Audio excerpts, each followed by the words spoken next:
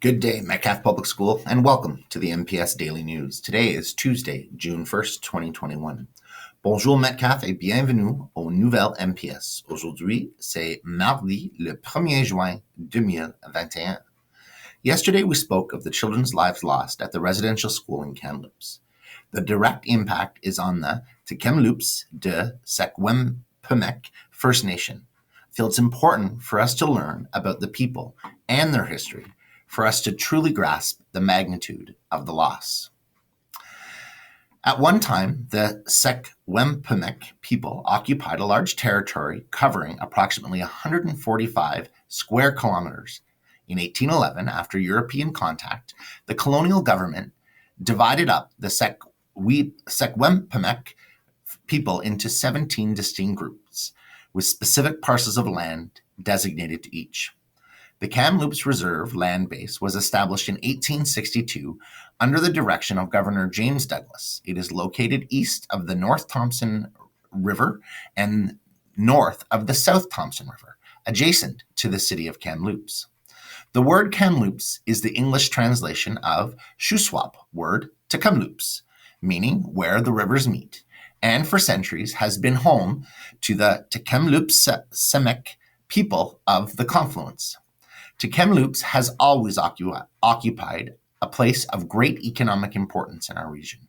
Traversed by two major waterways, traditional Tk'emlúps territory was the center of major traffic and trade routes.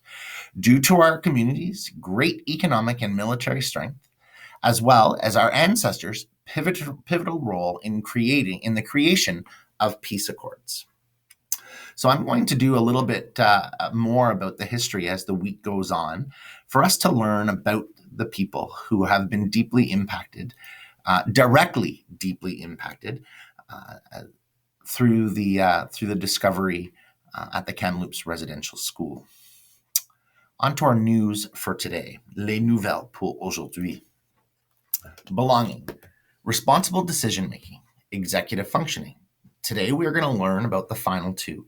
The first one is adjusting behavior when a situation changes the ability to realize one's present behavior is not having the desired impact, that you reassess one's behavior and make changes to increase the likelihood of success. And this is so important in a classroom, that when we look around and see how our peers are behaving and understanding that our behavior is quite different, executive functioning, the brain's ability to say, hey, I'm not doing things the way I should be doing them, and you make adjustments to your behavior. And last but not least, a more complicated one, insight. The ability to stand back from oneself to consider one's conduct in a rational and insightful manner. This includes the ability to articulate the reasons one's behavior without becoming defensive or justifying one's actions. This is the whole thing about being reflective. Is we're not always going to do things right, but to be able to stand back and articulate where that behavior might have come from, but understand that even though we've articulated it, we're not doing it in a defensive or justifying way. We're not trying to make it right. So those are our last of our executive functioning skills that we're going to be talking about. And we're going to talk about how do we work with these within our classroom as the week goes on. Our shout out today goes to Mrs. Akers. Mrs. Akers has worked tirelessly to keep our library and learning materials relevant throughout this entire school year and has done so seamlessly. It could have been easy for someone in her role to just close up shop and isolate, but this is not in her nature.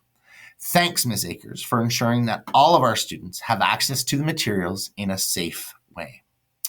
Today's CanCon edition is going to look slightly different. Today, June 1st, marks the beginning of National Indigenous History Month. In honor of the 215 Indigenous children found at the former Kamloops Residential School on the Tk'emlúps to Secwépemc First Nation, survivors of the residential school system and their families, and those who were unable to return home and have yet to be found. We commit to supporting and actioning the 94 calls to action in the Truth and Reconciliation Report and to reading the United Nations Declaration on the Rights of Indigenous People.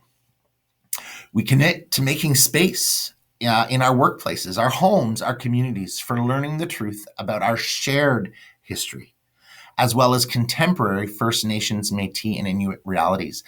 Focusing on that idea of shared history for a second. What does that mean? I want you to think about that. Think about how you can build relationships with others, particularly those who are different than you. Engage in and support Project Heart and the Missing Children's Project. Support those who are doing this work every day.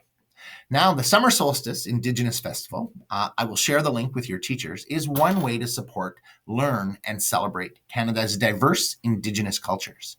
Summer Solstice festivals are produced by Indigenous Experiences on behalf of the National Indigenous Peoples Day Committee.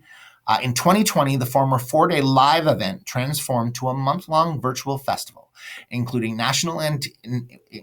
coinciding with National Indigenous History Month and culminating on National Indigenous Peoples Day, June 21st. Again, I will share the link with your teachers. Grade 8 students, I will meet with you at 11 a.m. this morning to discuss some information related to our school leaving ceremony and some work that I think you need to do to make this an important event. I will be sharing the code with your teachers in the email when I send out our announcements.